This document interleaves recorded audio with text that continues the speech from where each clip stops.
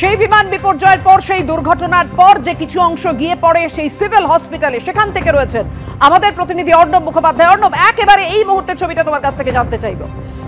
দেখো, এই মুহূর্তে আমরা যেখানে রয়েছি এখানে মূলত ডিএনএ টেস্ট হচ্ছে। এটা যে সিভিল হসপিটালের পিছন দিকেই হচ্ছে বিজে হসপিটাল, তাতে একটা কসৌটি ভবন রয়েছে। সেই কসৌটি ভবন, সেখানে হচ্ছে যে এখানে যে ডিএনএ টেস্ট সেগুলো হয় এবং সেইখানে আমরা রয়েছি। তোমাকে দেখিয়ে দেবো যে এখানে প্রচুর মানুষ ভিড় করে রয়েছেন। তার কারণ হচ্ছে এদের মধ্যে একটা বড় অংশ রয়েছে, যে বড় অংশটা কিন্তু রয়েছে বিভিন্ন যারা মারা গিয়েছেন তাদের আত্মীয়রা রয়েছে, যারা এখানে ডিএনএ টেস্ট করানোর জন্য মূলত এখানে এসছেন আমরা দেখতে পাচ্ছি। এবং তার পাশাপাশি রয়েছে এখানে যারা ডিএনএ টেস্ট করানোর জন্য মূলত দাঁড়িয়ে রয়েছে।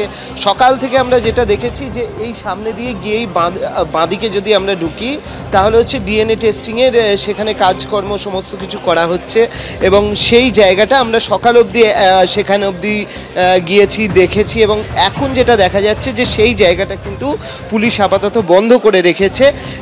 বহু মানুষ তারা কিন্তু অপেক্ষা করে রয়েছেন যে তাদের যে নিকটাত্মীয় তাদের সেই ডিএনএ ম্যাচ করার জন্য। এখানে ডিএনএ শুধু ম্যাচ করানোর জন্যই নয়, বলা হয়েছে যে 72 ঘন্টা পরে তারা হচ্ছে এই যে ডিএনএ ম্যাচ কি হয়েছে না হয়েছে সে সম্বন্ধে তারা তথ্য পাবেন এবং সেটা পাবেন কিন্তু হচ্ছে প্রায় 72 ঘন্টা পরে তারা পাবেন।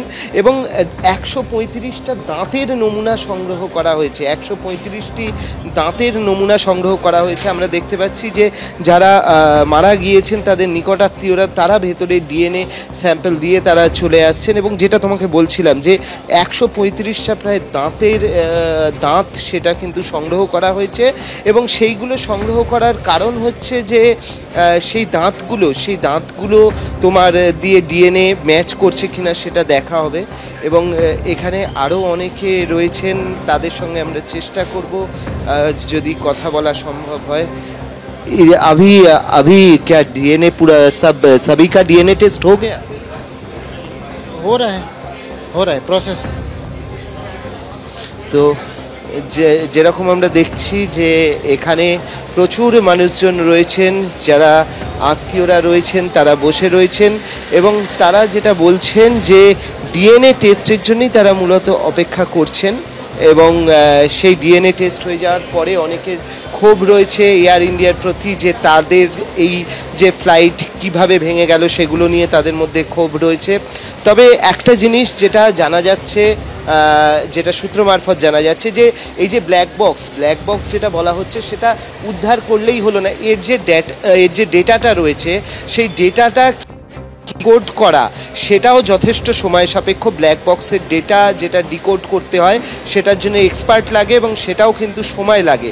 তো স্বাভাবিকভাবে সেটা ব্ল্যাক বক্স এখন খুঁজে পাওয়ার চেষ্টা করা হচ্ছে। এছাড়া বিভিন্ন দেশের কিছু এজেন্সি তারা চাইছে যে এই পুরো যে তদন্ত প্রক্রিয়া চলছে তার সঙ্গে ইনভলভ হওয়ার জন্য। যেরকম আমরা জানি যে ইউকের একটি টিম ইতিমধ্যেই চলে এসছে এখানে, তার পাশাপাশি যে বোয়িং যেখানে তৈরি হয় সেখানকার টিম, ইউএসএ, কানাডা, এরকম বিভিন্ন জায়গার টিম তারা চাইছে যে এটার সঙ্গে ইনভলভড হতে। এবং যেটা এখনও অবধি জানা যাচ্ছে যে ভারতের পক্ষ থেকে যে তদন্ত করা হচ্ছে সেই তদন্ত প্রক্রিয়ায় যাতে কোনো খামতি না থাকে সে ব্যাপারে নির্দিষ্ট করা হচ্ছে, যাতে সমস্ত দিক খতিয়ে দেখা হয়।